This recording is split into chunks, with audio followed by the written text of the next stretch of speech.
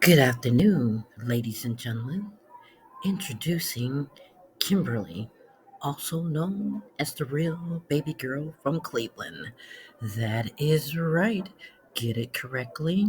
From Cleveland. How do y'all like my new hair? I really like this color. Gotta put some curls in it, but I'm working on my new project. This is for Jacob, available on Amazon. Now, some critics may say that, oh, Kimberly, you're a little bit over the top. Maybe you should get serious about your career. Let me tell you what Baby Girl has been through. I'm going to give you a little brief history about all the places I've been and all the places that I have worked.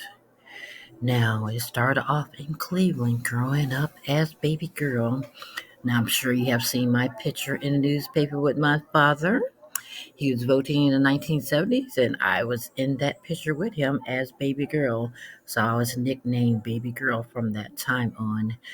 No, so I try to keep it real. Back in the day, I tried to go ahead and go to school, and I ran track in high school, and I went to class, and I tried to go to college. So I went to University of Toledo. I went to Kate State University, and I got all A's and B's. And I also attended Howard University in Washington, D.C., a historical HBCU. So I thought I was the stuff. Let me tell you, when I stepped up into Howard University, I started mingling with a few people and I was just so happy. Now, I went to the Black Student Union and I forgot his name, but he's a really nice guy and he's so cute. And he has this little girlfriend, and they invited me to go to Capitol Hill. And I was like, what? I'm a freshman. Are you sure that you want me to go to Capitol Hill? So, yes, he said, you're welcome to come. What this project's about is that we want to promote Howard University on Capitol Hill so they can be exposed to more Black people and promote that what we're proud of. So I was like, yes, I can definitely do that. So we went and took our little trip there. And guess who ate at the Capitol Hill cafeteria? Yes, that was so psyched. It was just so delightful. So I knew when I was up there at Capitol Hill, I said, I knew I'm going to be rich. I know I am going to be rich. I met all these representatives and senators. So I was just so happy and so thrilled. And I got their business cards and I'm telling them about what my plans were in life and what I would like to see changed in the world for people of our color and for all people in general. I feel that if Black people are happy, then other people may be happy too. It's just be a one big happy family. You know what I'm saying? So, yeah, Howard University was a very nice school, but I didn't have enough funds to complete education there. So I had to return back to Alabama with my family. And I did not particularly care for Alabama at the time because I did not have enough job opportunities. So, baby girl joined the Navy. Yeah, I signed the dotted line so I can get funds to go to school. That what I thought was reality. Back in the day, we thought that going to college, get your degree, and get a job, and that's how you get it done. So I joined the Navy and I signed the dotted line. The man said, yes, you want to go next week? And I was like, well, yes, I want to go right now. The sooner the better. So I got on a flight, and do you know, they sent me all the way to San Diego, California. First, I had to go to boot camp in Orlando, Florida. And every time it even get a cloud in the sky, they made us run back to the barracks to hide out, keep safety. They thought it was a hurricane gonna come through now. Keep this in mind. We were in Orlando, not in Miami, but yeah, we had to run back to the barracks. all the girls in my barracks had to run. We had to exercise like 3 or 4 times a day. And of course, all the colored girls like me who didn't know how to swim, we also had to take swimming lessons and survival lessons and dive in the deep end. So, yeah. So we was working out a lot. But it was fun. And we, of course, were in Orlando. We could not leave. We couldn't leave until we actually graduated. So I spent like 3 months in Orlando, gorgeous Orlando, Florida, inside boot camp with about 100 other girls. Yeah.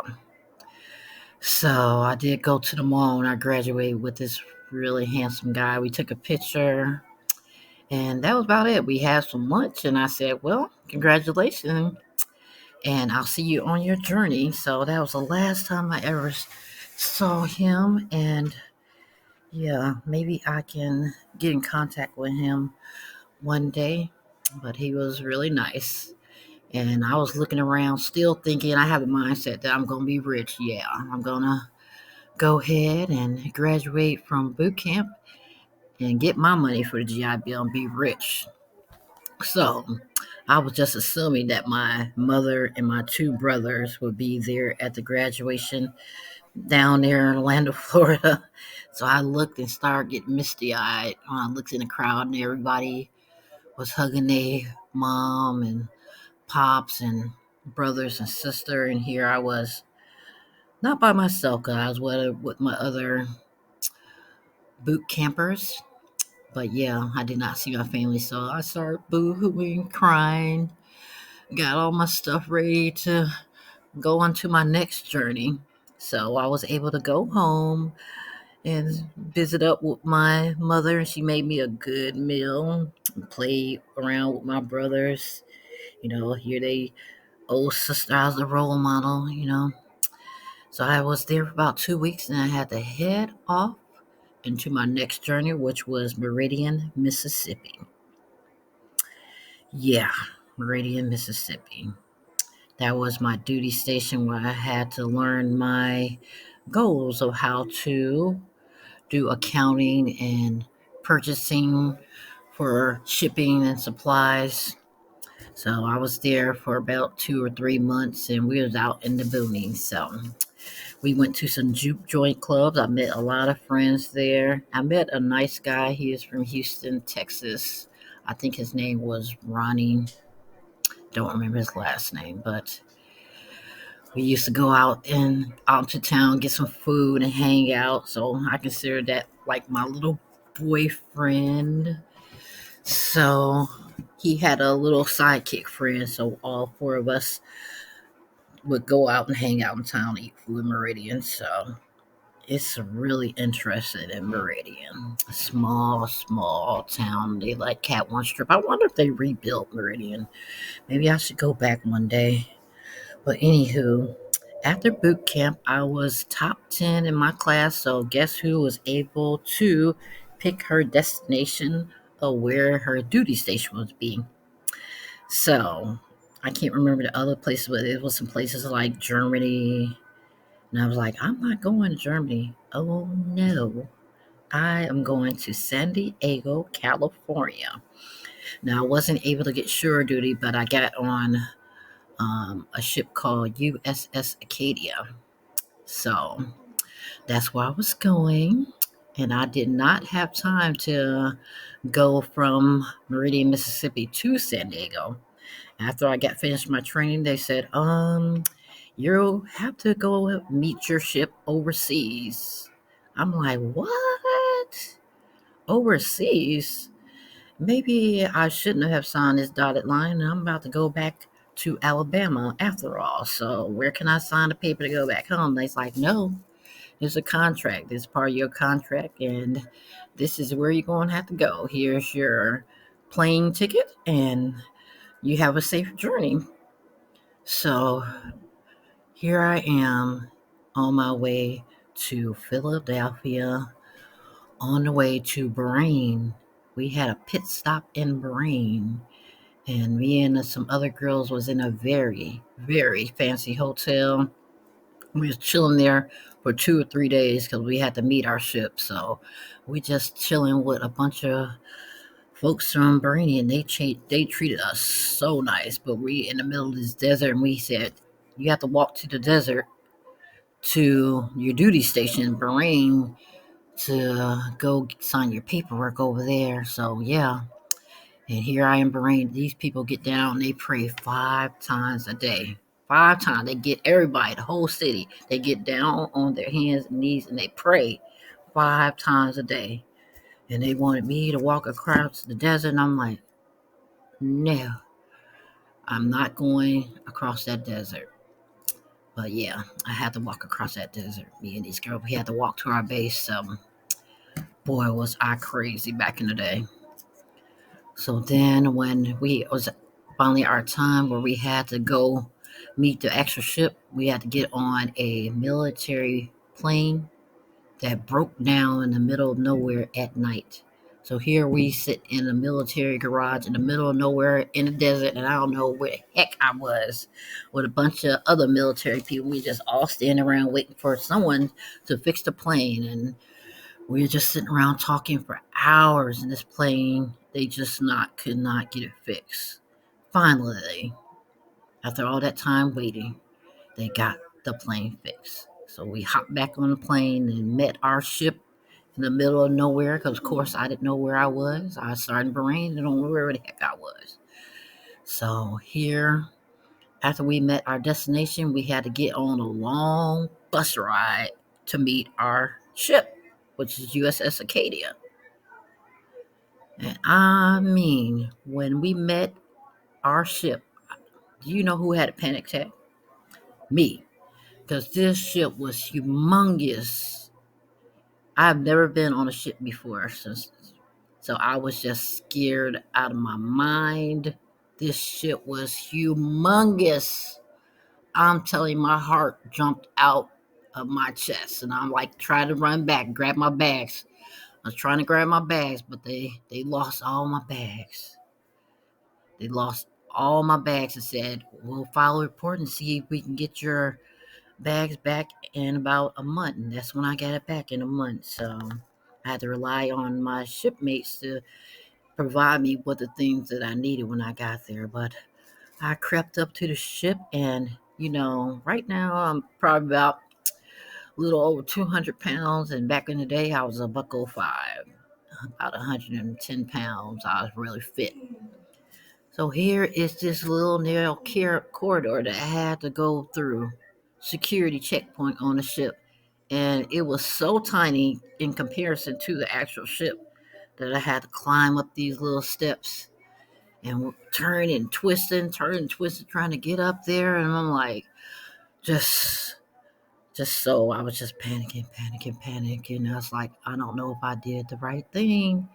I'm trying to keep it real and try to go ahead and go to school and get my degree and go to school. And I was like, you know how it is, like, oh, should I have done this? So I get on the ship and yeah, that was reality sucked through. I'm like, I don't know what I've got myself into. But yeah, but once I got on there, I met some people and we went to port and they just showed me what to do when you go on port. So we went to port and we went back to Bahrain and we took some pictures, and that's where I met my ex-husband. We took some pictures, and I was like, "Yeah, we in Bahrain. All these people riding around some nice cars and some little fancy attire, you know."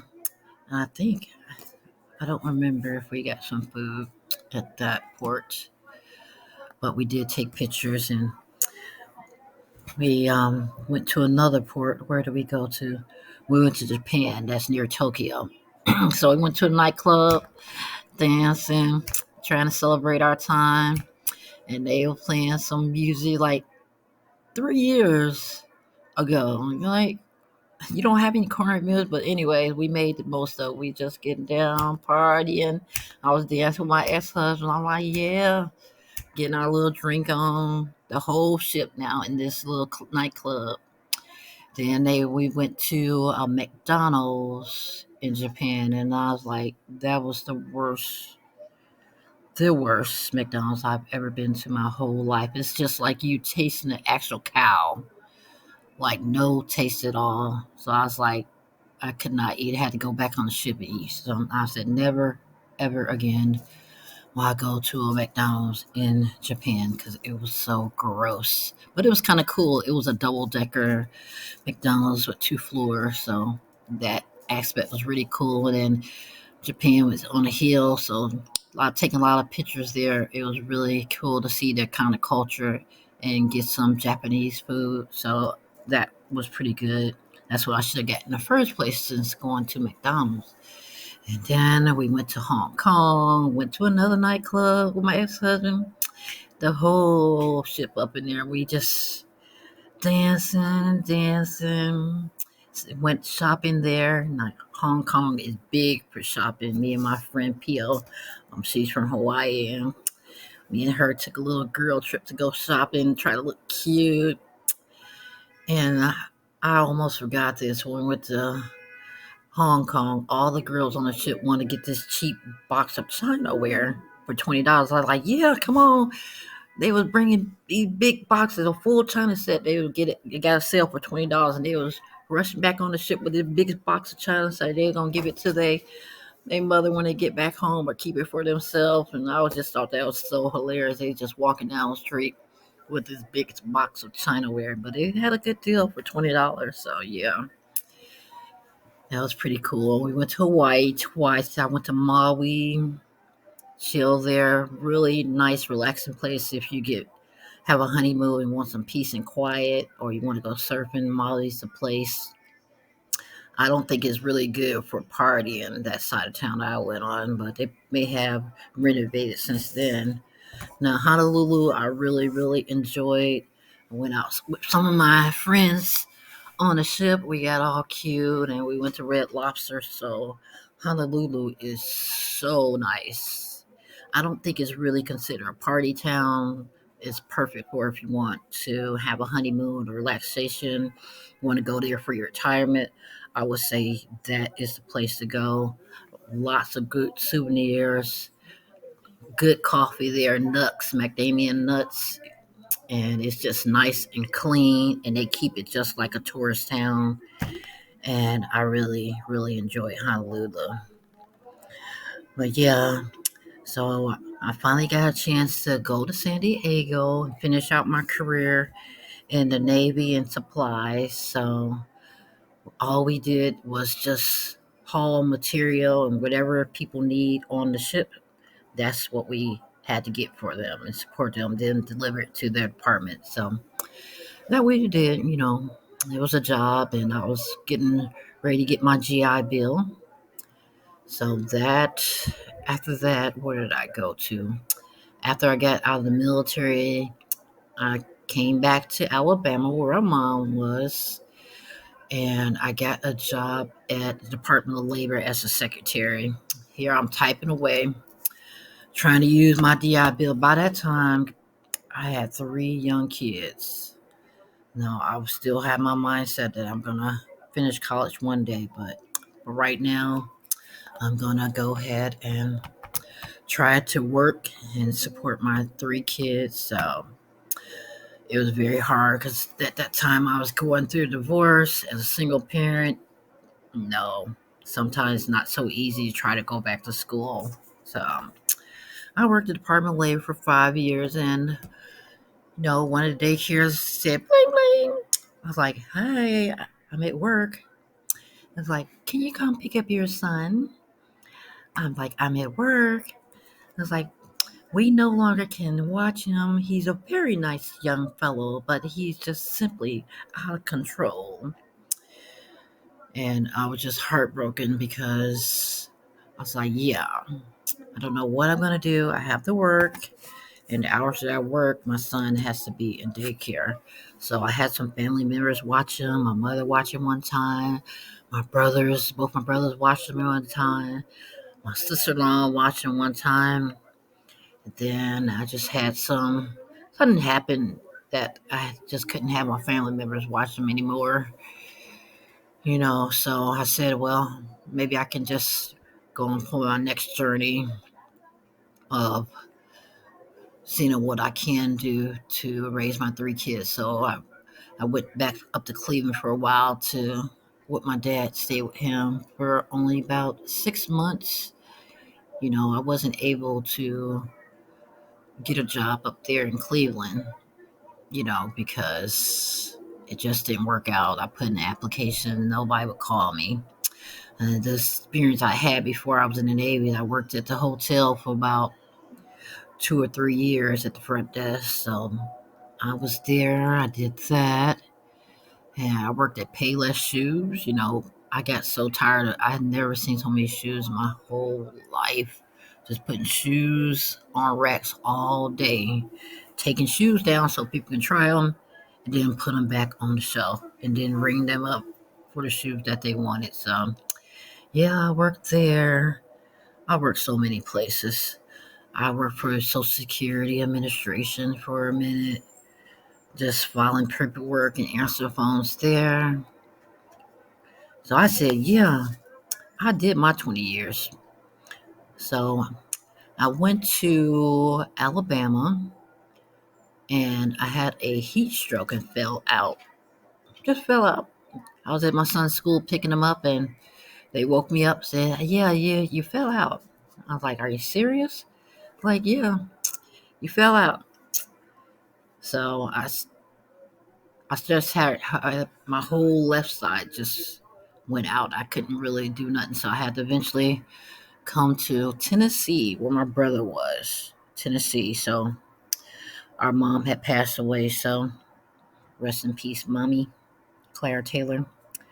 But she had passed away. So I went to Tennessee with my brother. And we stayed, me and my three kids stayed with my brother for a short minute, maybe about 2 months. I don't remember, but we stayed with him and he really helped me while I recovered from my stroke. And I got a job at AT&T call center, which it sounded like a fun job, but the department that they put me in was like not good. Like people just call us complain all the time about the data. So I like AT&T, but I didn't particularly like that department that they put me and these other girls in, and the guys too. But it was just not good. But I was glad to be thankful to God to be back on my feet and working. I was like, yes. You never know when something might happen. You always say, "Oh, I'm strong and I got this," but you never know when you're gonna have a heart attack or stroke or cancer. So you always have to be thankful to God for what you have and for your family and support system. You always gotta be thankful and grateful for what you have.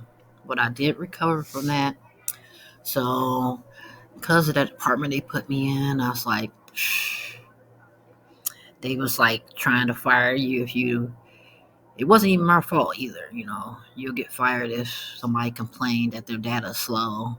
And I'm like, well, I don't own the company. I don't own this company. But they didn't care. That was just the way they want to run their little company. So, you can't fight with that. So I said, peace. I'm going to work at the factory. I said, because I'm going to go to school, finish and go to school anyway. So I'll just have to work at the factory for a little while and I'll be on my way. Girl, do you know I was at the factory for 4 years? It was so hot in the factory. We had to wear boots and we had to wear these little steel things on our arms so we wouldn't get any cuts on there. And yeah, it was just hard labor. I thought I would never work in a factory. But here I was working 4 years at a factory in Tennessee because, jobs are scarce here. So I had to feed my family. So I met a lot of friends there. Everybody, we was just so cool. Even though the factory was not the best job, but everybody just kept positive, did our 10 hours and sometimes mandatory overtime. So we just did our jobs and we just used to have people used to bring in food, like food trucks, and we would order from them and we had birthday parties together. And it was just a nice bunch of good folks there in the factory that I met. So That was probably my only good memory of working in the factory here in Tennessee. So I got hit by a forklift in the factory, and I think they tried to cover it up, and I didn't get no compensation because of that cover up. And a lot of people said that it was my fault because I didn't report it. But yes, me and my supervisor did report it, and they came down there and took pictures, did investigation. I didn't get not one penny for that back accident. Why I got hit by 5 full door carriers, which are about 15 feet high, full of oven doors, I believe. But can you imagine if you had like 200 doors in each carrier? How much would that weigh? Times 5. And I'm in the middle, so I got crushed by the forklift driver, crushed me. So I just started having back problems then. I went to the doctor, and it didn't do much help. I think because they wanted to cover it up for some reason. So I left that job and said, "Oh, Amazon. I'm gonna work for Amazon." So man, Amazon was pretty fun. I was still in Tennessee, and all I had to do was go whatever you guys order. I had to pick, for that little pencil that you want, or that little fuzz ball that you wanted. I had to go pick it, but it wasn't like that. You had to pick You had to pick a lot of things in an hour, or you get fired. So you basically have to run to pick up these and put as many as you can pick in a cart and put it on a conveyor belt and then go get your next order. So we had to do that for like 8 to 10 hours per day. But here again, somebody hit me up on Briley Parkway. The lady said she said she didn't see me. She told the cops that she didn't see me. She said, I can't, I just didn't see her. She admitted it, and it's on my police report. So I had to exit away from Amazon for a minute, and I started working for a bank. So I worked for a bank for about 3 years, and it was pretty cool. It was for USAA Bank they're out of Texas, very nice area in Texas, but we're in the Tennessee local branch. So all I did, I learned a lot about banking then. You know, I didn't realize how much fraud and theft is out there until I started working at the bank. People call like somebody, yo, they stole such and such money out my account. I'm like, really? Really? So I really can't say the particulars about what happened, but I had a lady who called me and she said one of her caregivers, she was an elderly woman, she said one of her caregivers took her credit card and she went shopping and bought clothes, and she'd be going to McDonald's and Taco Bell, going to hotels, and she did never know because this lady, she just trusted her to take care of her until one day she found one of her bank statements, and she called me and let me know. So we had to report that, but of course that's confidential, so I don't even remember the lady's name, and even if I did, I can tell you. So I worked there, and I left that place because of personal reasons. I just said, I'm going to leave. And then that's when I went back to Amazon. And then I was a nurse's assistant too. I got A's in my class, so I was really proud because my mom was a registered nurse, and I was, nurse assistant. It's a needed job. It's not the best job, but it's a needed job.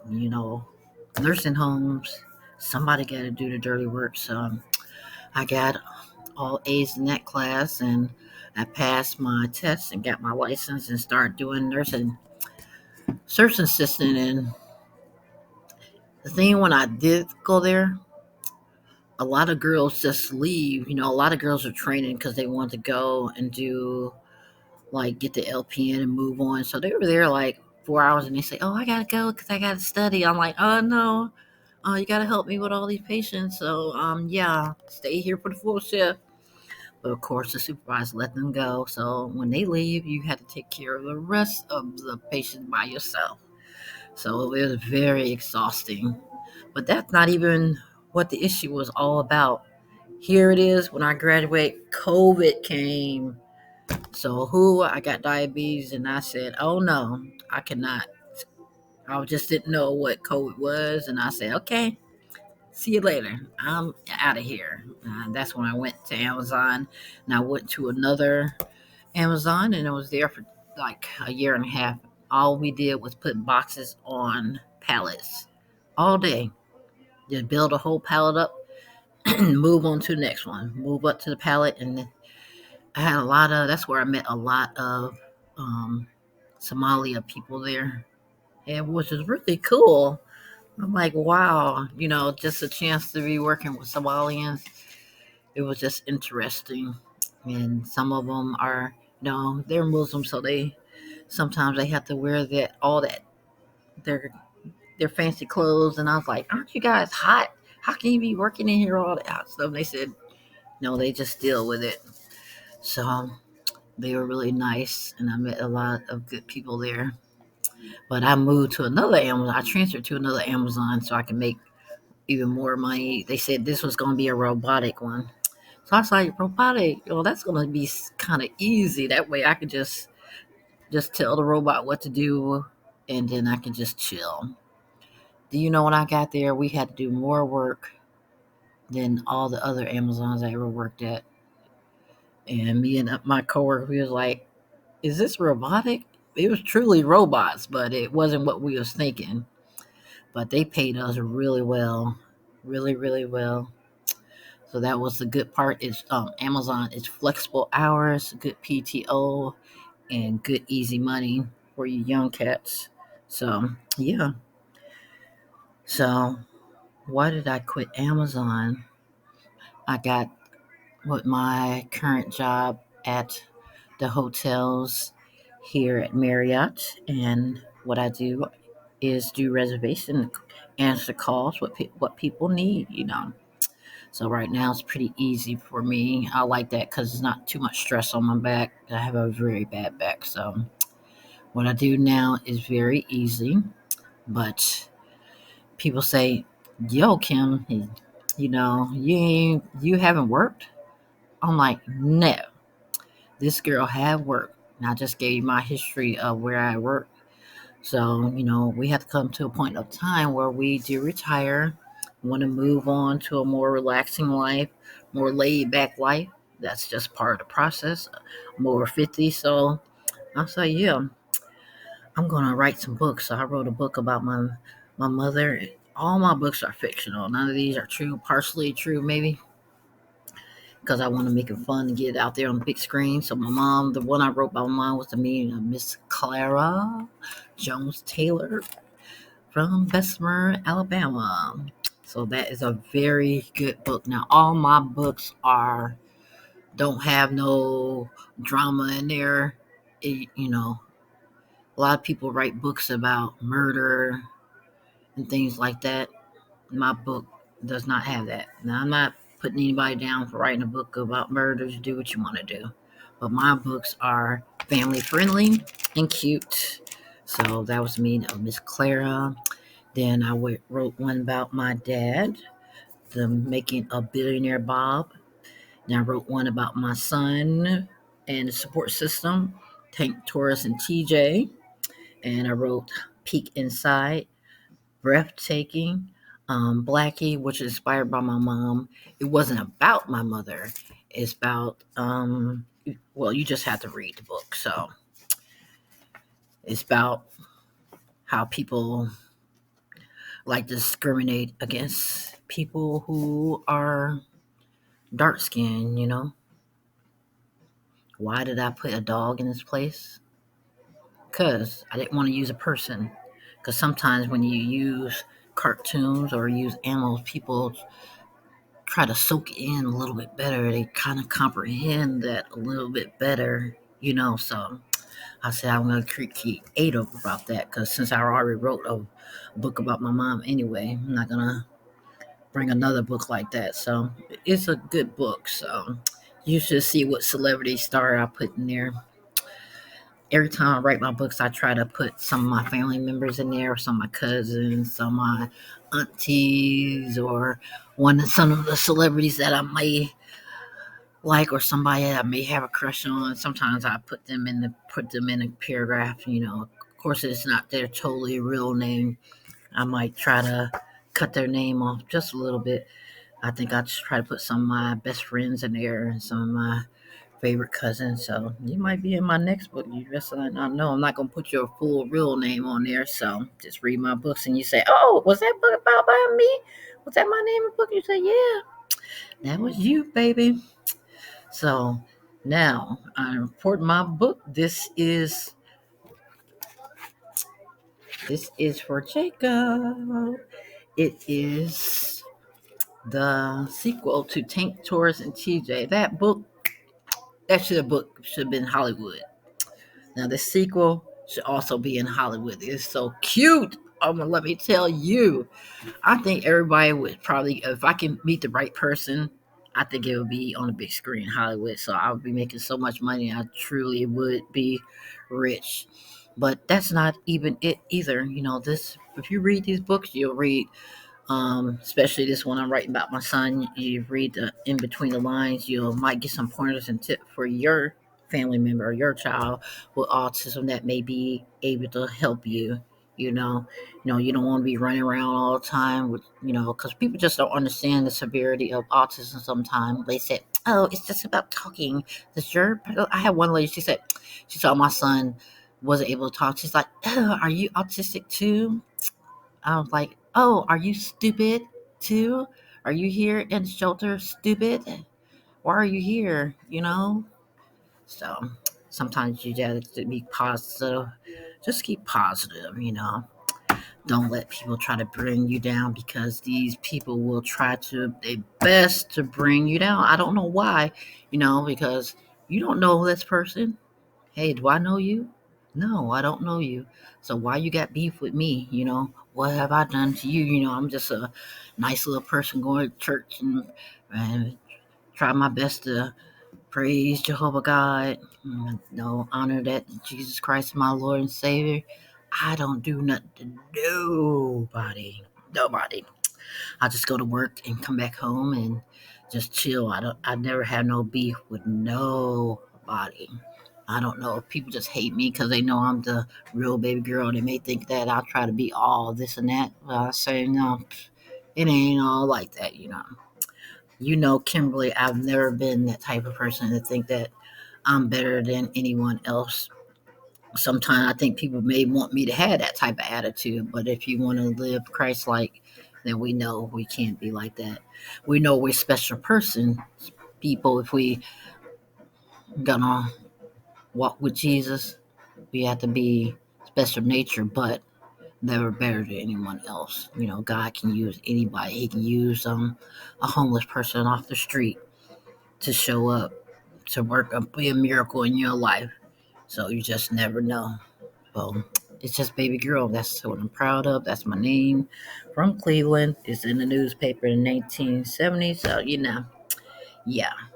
What you gonna do? What you gonna do? You gonna try to take my name? I don't think so. Anyways, my book is on Amazon. The Real Baby Girl is on Amazon. So check out it. Like my hair. I love this hair color. I just love my hair. When it's this color, that golden hair. Rocking like Queen Latifah. UNITY. UNITY. Who you calling them? Anyways, let me cut it out. I don't really sing anymore because I got older and I just been working. I think my voice has got more raspy. I used to have soprano voice and could sing like Mariah Carey. So I used to be like, ah! But now it's like a deep voice now. Got a deep voice, like hormones. I don't know what it is. I don't know what to do with it. So I said, I'm not going to sing maybe karaoke. We do stay here in Music City in Nashville, Tennessee. Maybe I'll do some karaoke down there on Fifth and Broadway at the honky tonk bars. As far as singing, I don't think so. I'm not gonna be doing, but you can see where I have very nice performance. When I was in the Miss USA contest back in Conneaut, Ohio. If anybody got that clip of me singing, link it below. So people can see that I really was able to sing back in the day. So click the link below and purchase my copy of This Is for Jacob. And also, if you want to purchase the other book, I'll try to link those below. Also, I'm getting tired of talking, so it may sound like I'm trying to get tired because I am. I work a full time job and I'm trying to promote my book. So I worked it. Support your baby girl.